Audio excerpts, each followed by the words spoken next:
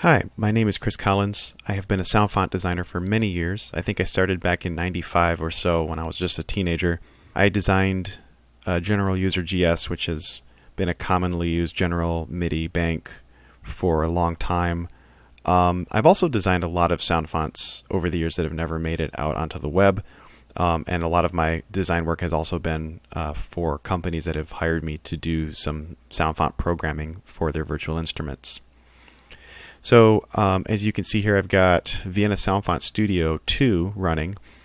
This is still, today, my main SoundFont editor, mainly because I haven't found anything else that covers everything I need to be able to do. Swami comes very close, but it is not quite there yet for my needs. The purpose of this video is to show what those shortcomings are so that hopefully they can be addressed. Vienna SoundFont Studio is a very old program, and I'm actually using an older version of the software than what is available for download online. The reason for this is the newer version of Vienna SoundFont Studio is almost worthless to me because I have no access to the instrument pool.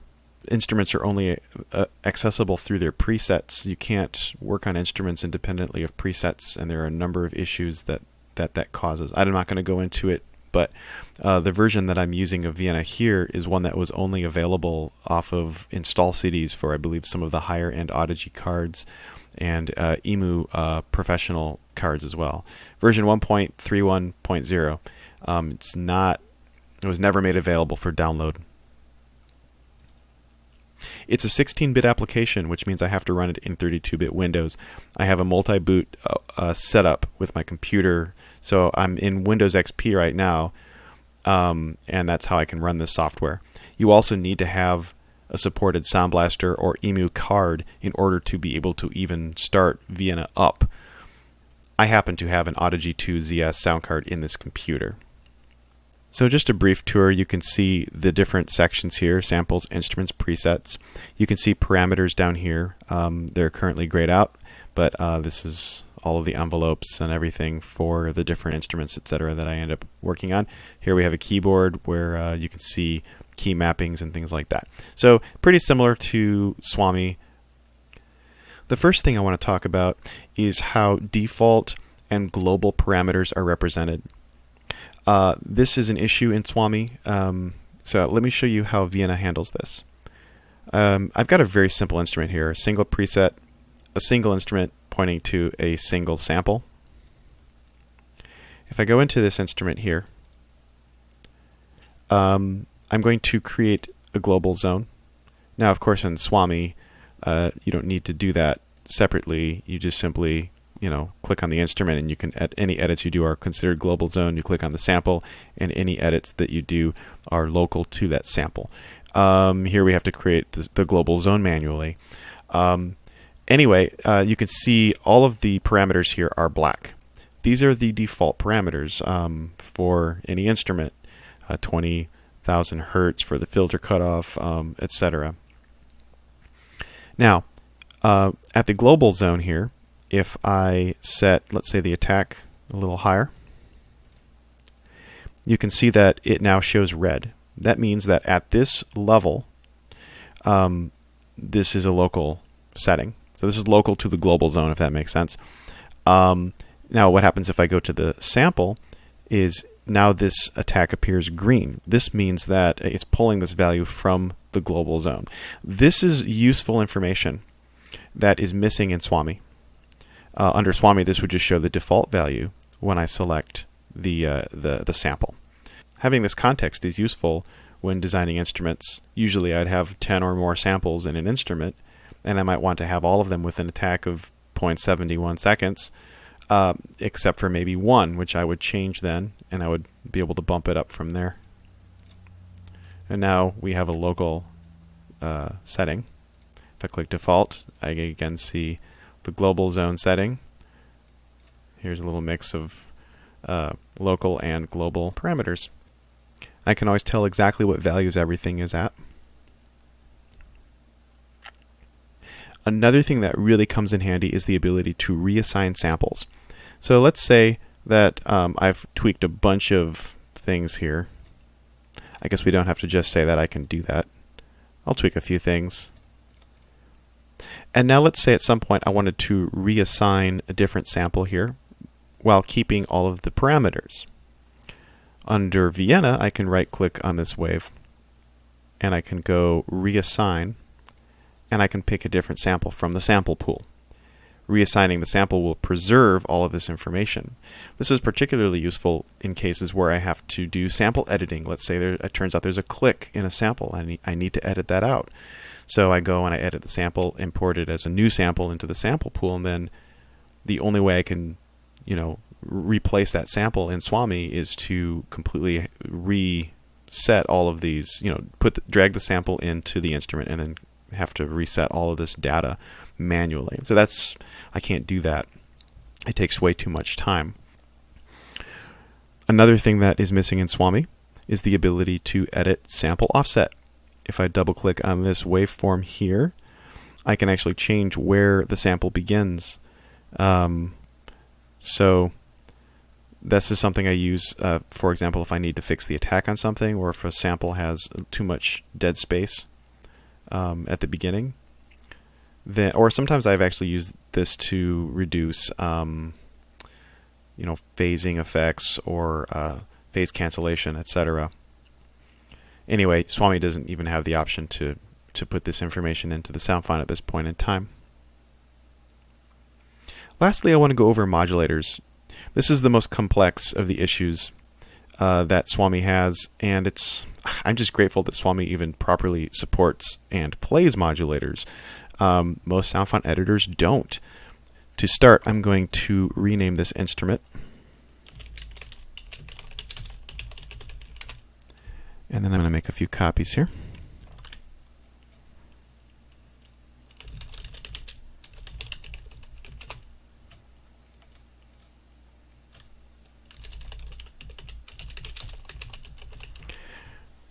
I'm doing this because I want you to be able to see how these different scenarios are actually visually represented by Vienna, while also understanding how things are stored in the SoundFont. So I created 3 instruments, and we're going to change the modulators here so you can see what happens. We're going to view the changes in Vienna, and then we're going to switch over to Swami and see what it looks like there. So for default modulators, I'm going to go into the modulator properties here, and we can see a long list of modulators. These are the default modulators that are always active until a user decides to change that or remove them. It appears as though this information is stored at the instrument level. It is not. This is similar to all of this information down here. Unless I specify an attack value, there is nothing actually stored at the instrument level for attack value. It just goes with the default. Same thing is true with modulator properties. Unless I specify otherwise, we will always have a note on velocity affecting the attenuation at this particular curve, concave mono, with 96 decibels of volume swing, or however you're supposed to say that. Key on velocity will affect your filter cutoff. Aftertouch and mod will affect vibrato. Controller 7 is for volume, controller 10 for pan, controller 11 also affects volume, 91, 93 are your reverb and chorus effects, and then also the pitch wheel. Now, if I remove these modulators, the list now appears empty. What's actually happening at a SoundFont level is modulators have been added to this instrument, canceling out the existing modulators. So while it appears there's no information here, there's actually a lot of information. And when I reset this back to the default modulators, while it appears there's lots of information, there's actually no information in the instrument. I'm going to leave this instrument with the default modulators. And I'm going to now open the removed modulators instrument. And what we're going to do here is we're going to remove the modulators for initial attenuation, the velocity control of attenuation, and then we're going to remove the modulator for filter cutoff. So you can see the list now only contains the other default modulators. For changed modulators, instead of removing these, I'm just going to tweak them. So for velocity to attenuation, we're going to set this to 70. Now you can see it appears at the bottom of the list and it appears red. This is a modulator change that is local to the zone that I'm currently in, which is the global zone. We're also going to change the filter cutoff. We're going to get rid of this secondary mapper. It's kind of a dumb default for the filter velocity to filter cutoff, but I digress. We're going to set this to minus 4800. So now you can see we have two changed modulators, and they show up red here. And of course, if I go into the sample here and go into the modulator properties, they show up green, which tells us this is being pulled from the global zone. Very useful information. So here we have the same SoundFont loaded in Swami. We have our preset pool, instrument, and sample pool. And let's go into instruments here and let's have a look. So I'm going to start off in default modulators, and before I talk about the modulators, let's just go over a couple of the things that I had mentioned prior to that. Number one, if I go into this instrument here, and I've got the global zone selected, and then I set the attack to, I don't know, whatever, and then I click on the sample, I don't get any visual feedback that there is actually a global zone affecting the sample at the moment. So it would be really useful to do a thing similar to Vienna, where, let's say this is 603, right? Where this would show 603, but it would be in green, for example. That way I would know that this is actually being affected by the global zone, and I could make further adjustments as I saw fit.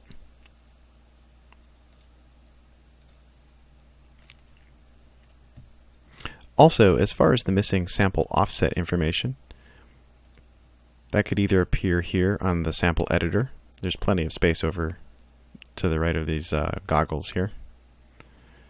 Or it could even be in properties. Either way, it would be easy and there'd be enough space to add it. Now let's go look at how the modulators appear in Swami. So for default modulators, nothing has been changed. If I click on modulators, the list appears empty. So ideally, this would show all of the modulators that are in effect by default, similar to what Vienna does.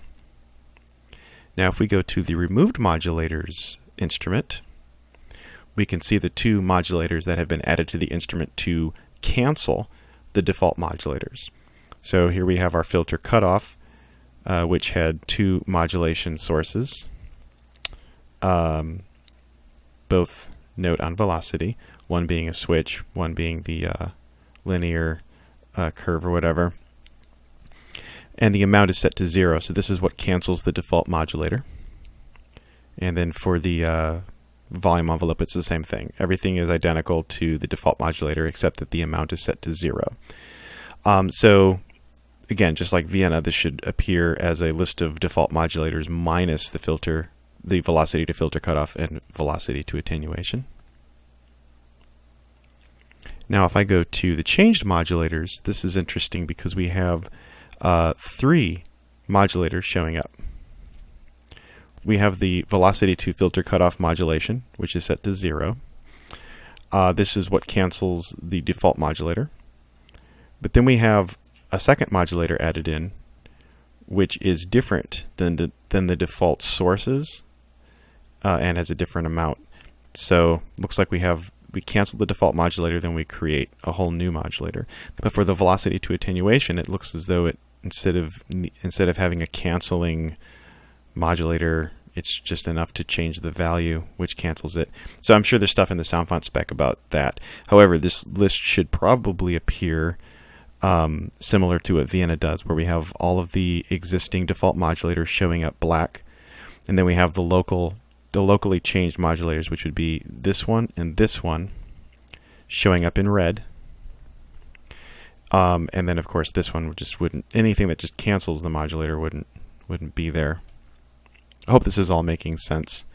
At the sample level, then we would see, similar to Vienna, we would see these two showing up in green. This would be missing from the list, and then the remaining default modulators would show up in black. That would be the clearest way to do that. I've been able to use this editor and kind of feel my way around here, but it's only because I understand how that's actually done under the hood am I able to really work with the modulators at this point.